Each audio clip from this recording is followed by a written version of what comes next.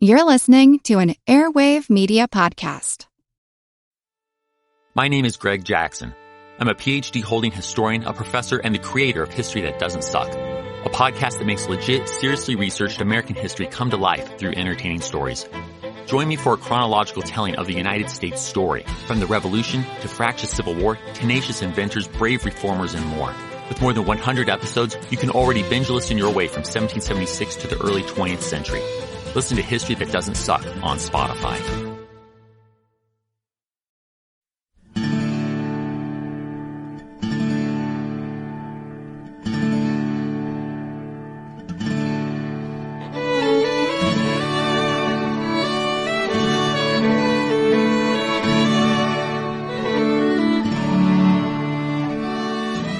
Hey everyone, welcome to the 25th episode of our Civil War podcast.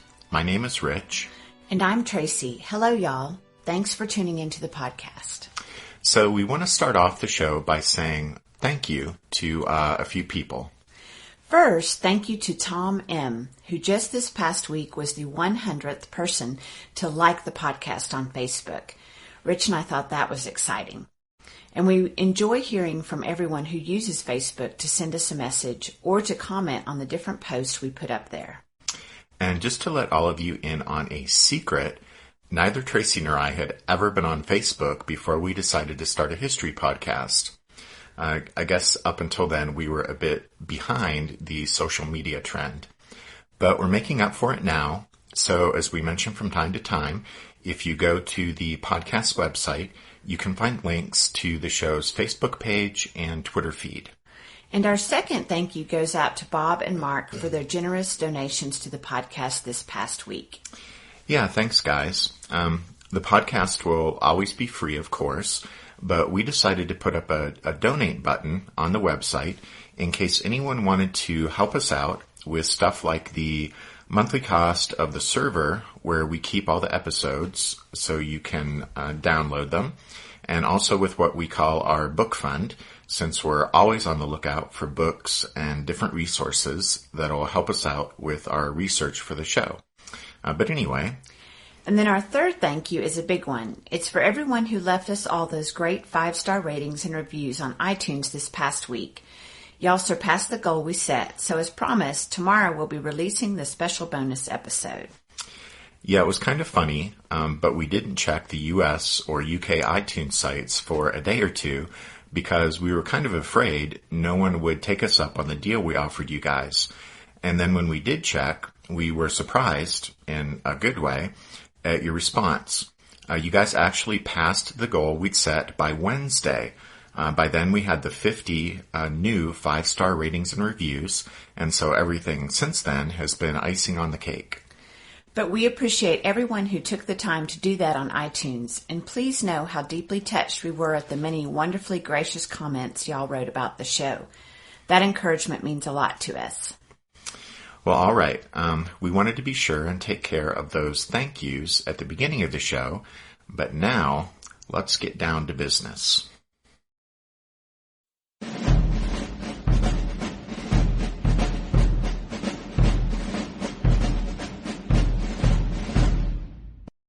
By the time Abraham Lincoln was inaugurated as the 16th President of the United States on March 4, 1861, Jefferson Davis had already served as President of the Confederate States of America for 2 weeks. Davis was sworn in on February 18th after the delegates to the Montgomery Convention unanimously elected him on February 9th, the day after they adopted a provisional constitution. You'll recall that after Abraham Lincoln's election, 7 southern states withdrew from the Union during the secession winter of 1860-1861. The first to leave was South Carolina on December 20th, 1860. Jefferson Davis's home state of Mississippi followed on January 9th, 1861. Then Florida on January 10th, Alabama on January 11th, Georgia on January 19th, and Louisiana on January 26th. Texas was held up a bit by the efforts of Governor Sam Houston to obstruct his state's secessionists, but the Lone Star State did end up withdrawing from the Union on February 1st. Because there were 7 states in this first wave of secession, the newspapers sometimes called them the Seven Sisters, a reference from Greek mythology to the daughters of the Titan Atlas and the sea nymph Pleione. The daughters were changed into the stars of the constellation Pleiades, even as the 7 breakaway states transformed themselves into the stars of a new flag. The Confederate States of America was born in Alabama in February 1861 at the Montgomery Convention. Delegates chosen at the secession conventions of the first 6 states to withdraw from the Union met at Montgomery on February 4th. As Rich mentioned just a minute ago, Texas was lagging behind a bit, so her delegates wouldn't arrive at the convention until February 15th. Even then, the Texans couldn't take their seats, nor could their state be admitted to the Confederacy until a February 21st referendum in Texas made the state's secession official. As we mentioned back in episode 23, only in Texas did the legislature require that the state's secession convention submit its ordinance to the voters for ratification. Some people are surprised to find out that the Confederate States of America was already an ongoing concern by the time Abraham Lincoln took office, but there's a reason the newly independent southern states moved quickly to unite together. As Russell Weigley explains in his book, A Great Civil War, quote, "Upon seceding, the southern states found themselves in a perilous situation. They professed to be independent republics, but they did not possess the complete appurtenances of sovereignty. In particular, while they had their militia systems, they did not separately have the ability to protect themselves from the potential military power of the Union. They must form a new union of southern states, and quickly, to shield themselves against the northern threat, but also because secession sprang at least as much from the idea of a southern civilization to be upheld by southern nationhood as from states' rights." End quote. With that sense of urgency in mind, on the day that South Carolina withdrew from the Union, a resolution was introduced into that secession convention calling upon the southern states to send delegates to a meeting for the purpose of discussing the challenges connected with the formation of a new Southern Confederation. And so, as secession fever then built up momentum and swept across the South, each state seconded South Carolina's call for a meeting to be held in Montgomery, Alabama. The delegates that the seceding states sent to Montgomery ranged from radical fire-eaters like South Carolina's Robert Barnwell Rhett to moderates like Georgia's Alexander Stephens, who had voted against secession at his state's convention. But whatever their political temperament, all the delegates at the Montgomery Convention recognized they were involved in an unprecedented undertaking. Since the Revolution, the United States had remained united, but now the country was breaking apart, and these men were meeting to consider the difficulties associated with the formation of a new republic. Those men who met in the Senate chamber of the Alabama State House would engage in a remarkable series of activities from February to May 1861. In Battle Cry of Freedom, James McPherson points out that, quote, "The Confederate Convention appeared to be a triumph of efficiency. In 6 days, the delegates in Montgomery drafted a temporary constitution, turned themselves into a provisional Congress for the new government, elected a provisional president and vice president, and then spent a leisurely month fashioning a permanent constitution and setting the machinery of government in motion." End quote. These activities are all the more remarkable since there's a serious question as to whether the delegates had actually been given the authority by their states to form a new Southern government, or whether these men simply took that power upon themselves. In his book, Look Away, A History of the Confederate States of America, William C. Davis is certain that none of the state delegations went to Montgomery with the power to agree to the formation and establishment of a new government. Davis asserts that the delegates were there merely to consult and then to return to their home states with recommendations concerning the formation and establishment of a new government. Davis declares that the Montgomery Convention took the radical step of seizing power, but he also contends that the delegates were justified in doing so. And in his explanation, he refers to the facts that the seceding states had already seized federal property and installations, but the Army garrisons at two forts, Sumter in South Carolina and Pickens in Florida, had refused demands that those places be surrendered. Davis says, quote, "The critical moment was upon them. No one could know what Buchanan, or more likely Lincoln, would do about the garrisons in Forts Sumter and Pickens. Equally to the point, who knew how long the hotheads in Charleston could be restrained from acting on their own and precipitating genuine war? In such a moment, delay might be fatal. If they simply came here, made a show of a convention, talked, and then went home to recommend actions that could take weeks or even months to effect, they risked losing control of events. The crisis before them justified taking radical steps." End quote. It may seem remarkable to us that these delegates would take such extraordinary power upon themselves, but remember that by and large they were men representing the elite of Southern society, influential men who took it as their due that their society's political and economic power rightly rested in their hands.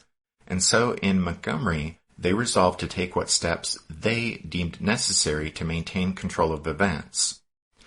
Nevertheless, especially for those who even today still insist that the South seceded in order to protect states' rights, there's a high degree of irony in the fact that the men at the Montgomery Convention essentially decided not to leave the matter in the hands of their home states, but instead decided to usurp power themselves and create a new central government, albeit one more to their liking. But of course the issue was never the protection of states' rights, but rather the protection of slavery. And proof of this can be found in the fact that while the new Constitution of the Confederate States was conspicuously silent on the right of secession, it did, unlike the U.S. Constitution, mention slaves and slavery by name.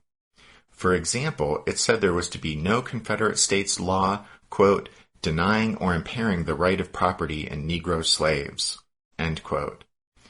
And then on March 21st, Alexander Stephens, by then Vice President of the CSA, gave a speech in Savannah, Georgia, in which he said of the new Confederate States government that, quote, "its foundations are laid, its cornerstone rests upon the great truth that the Negro is not equal to the white man, that slavery, subordination to the superior race, is his natural and moral condition," end quote.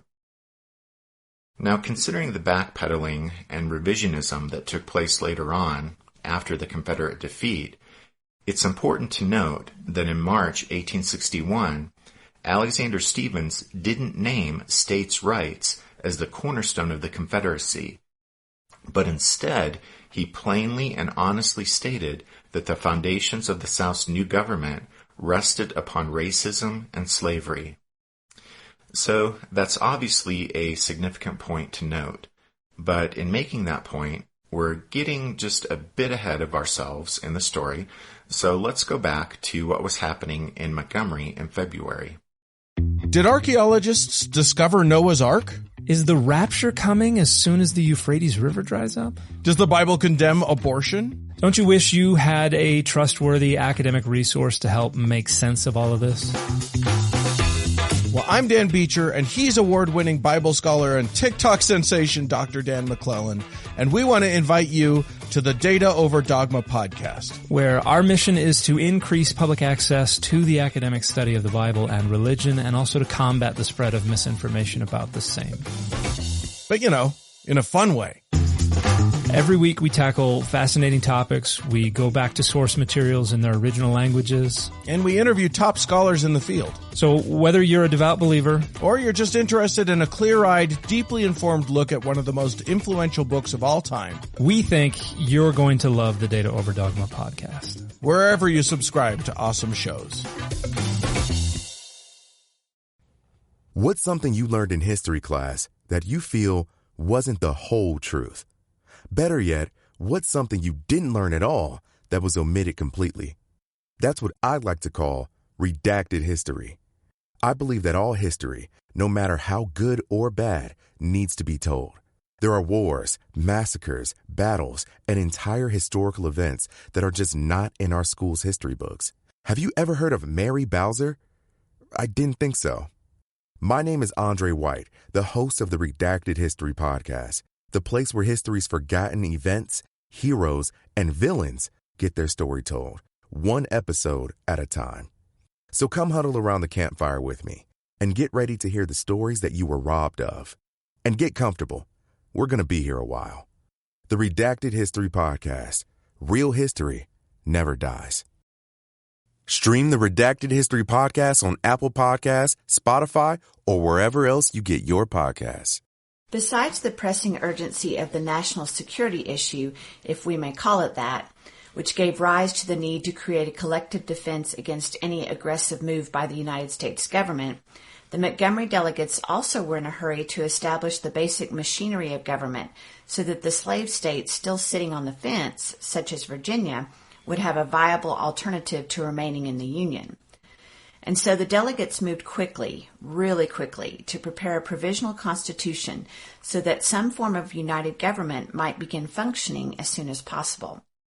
The committee in charge of this work reported, and the convention unanimously accepted its handiwork on February 8th, just 4 days after the start of the Montgomery Convention.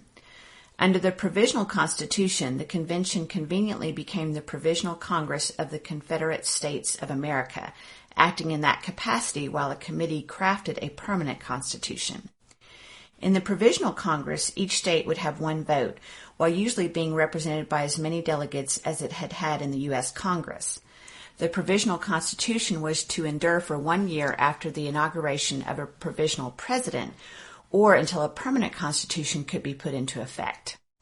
As it was, though, the permanent constitution, after much debate, was unanimously accepted on March 11, 1861, and all the Confederate states had ratified it by the end of June. The permanent Confederate Constitution, like the provisional one, borrowed heavily from the U.S. Constitution.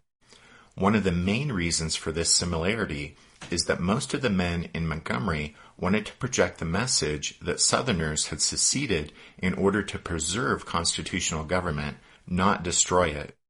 The leaders of the new Confederate government wanted to be seen not as rebels, but as reformers. In their eyes, the seceding states were really innocent victims of Northern treachery, and now the Southern states were simply exercising the sovereign rights they had possessed all along. In finally taking a stand against Northern aggression, these Southern leaders believed they were the ones honoring the cherished legacy that had been passed along to the country by America's founding fathers, that of a democratic republic with guaranteed constitutional rights. And to Southern slave owners, this included the right to take enslaved black people wherever they wished, especially into new territories. Well, the Confederate Constitution, while it borrowed heavily from the U.S. Constitution, even using the same format and identical language in most sections, it did contain some significant differences. It streamlined some governmental procedures, including impeachment and amendment of the Constitution. And as we mentioned a moment ago, slavery was expressly protected, although the importation of slaves from overseas was forbidden.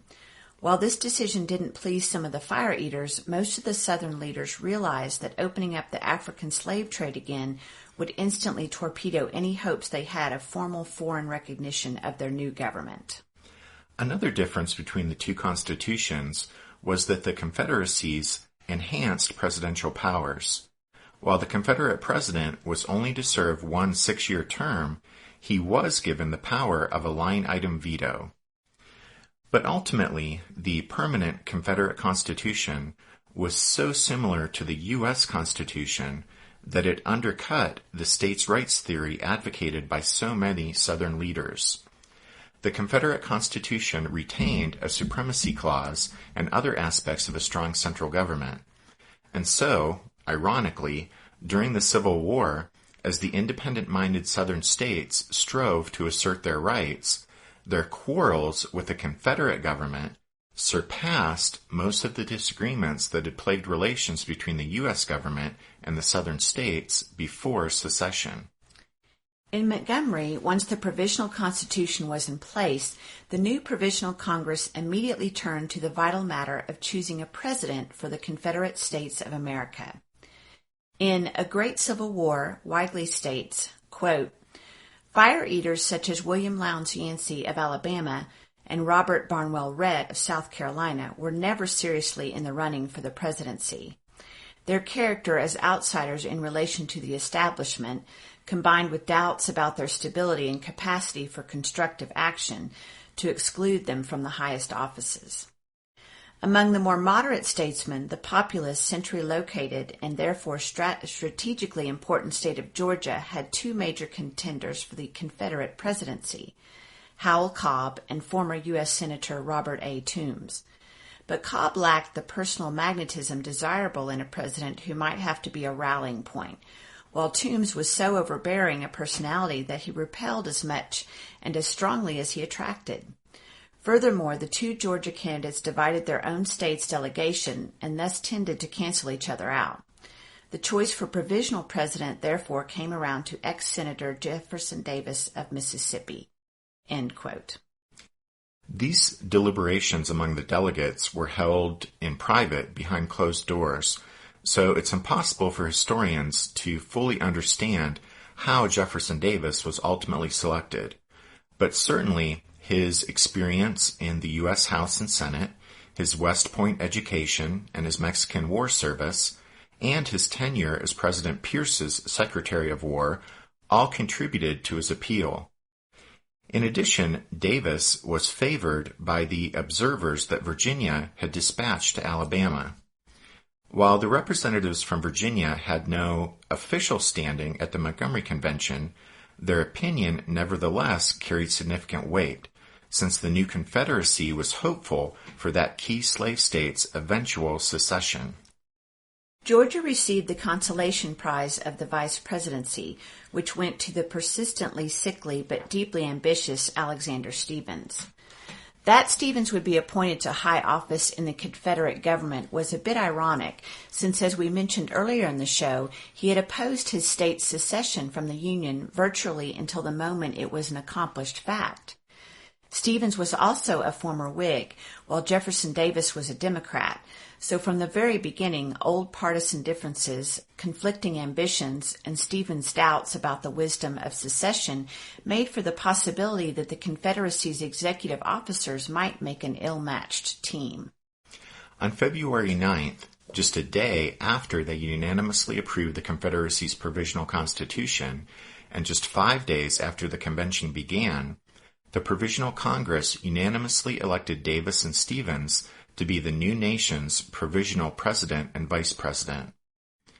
It actually wasn't until the Confederacy's first popular election was held on November 6, 1861, that members of the first regular Confederate Congress were chosen, and Jefferson Davis and Alexander Stephens were confirmed by the voters as the Confederacy's president and vice president. The Provisional Confederate Congress continued to meet in Montgomery until May 1861, when it voted to relocate the new nation's capital to Richmond, Virginia. But other important work completed in Alabama included providing for the raising of an army, issuing bonds to finance the government, enacting all U.S. laws that were consistent with the new Confederate Constitution, and establishing critical national departments. Those departments mirrored the organization of the United States government with a few exceptions. Like the U.S. government, the Confederacy had a State Department, Treasury Department, War Department, and Post Office. In fact, post offices in the South were simply switched to Confederate control. Unlike the Union, however, the Confederacy added a Justice Department, but declined to create an Interior Department. And then the Confederate Constitution provided for the creation of a Supreme Court, but that provision was never fulfilled. So really within the span of just a few days in early February 1861, the Montgomery delegates established the basic framework of a government. Perhaps most importantly, they had purposefully chosen well-known moderates to lead the new nation, hoping that such a move would attract broader support for the Confederacy in the fence-sitting states of the upper and border South. And so, in very short order, a Southern slave republic was thus born.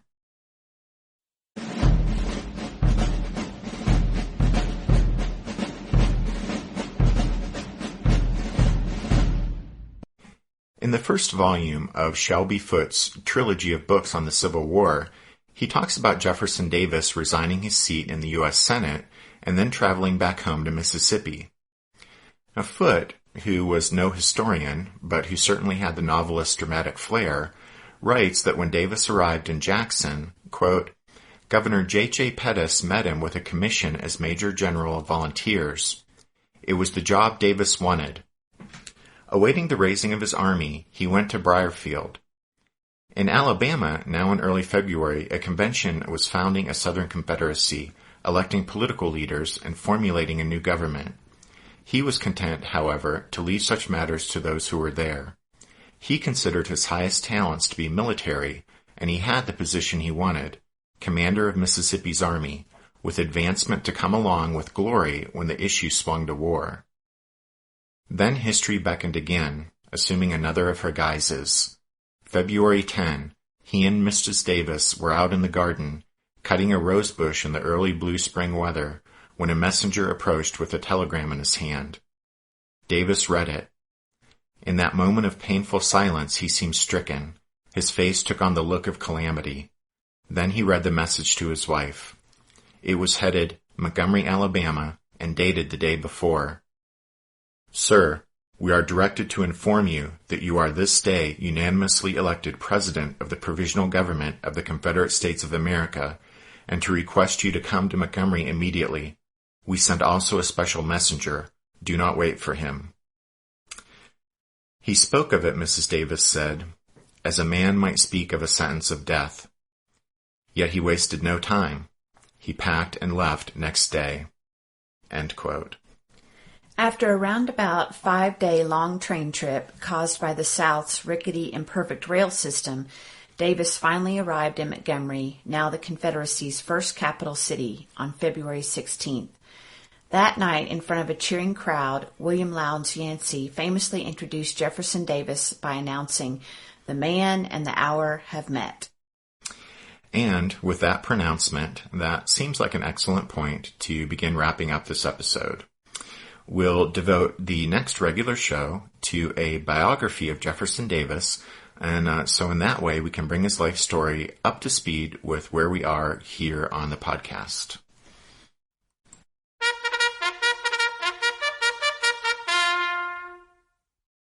That means it's time for this episode's book recommendation. And our recommendation this time is Look Away, A History of the Confederate States of America by William C. Davis. James I. Robertson, Jr., author of an excellent biography of Stonewall Jackson, had this to say about Look Away. Behind the mass of the Confederate armies was a government and home front far removed from the moonlight and magnolia traditions too often presented. Davis has produced a path-breaking work in every sense. Concentrating on political, social, and economic subjects, this book is so revealing that it will surely become a basic reference work in Civil War history. So that's Look Away by William C. Davis. As always, you can find each and every one of our book recommendations at the podcast website, which is www.civilwarpodcast.blogspot.com. Don't forget to look for the special bonus episode on Life in 1860 America, which we will release tomorrow. Before we sign off, we want to give a shout out to Spiritwood Music for their permission to use the song Midnight on the Water as the music at the beginning and end of every show. And then we want to thank all of you for listening to this episode of the Civil War, 1861 to 1865, a history podcast. We hope you'll join us again next time, but until then, take care. Thanks, everyone. Bye.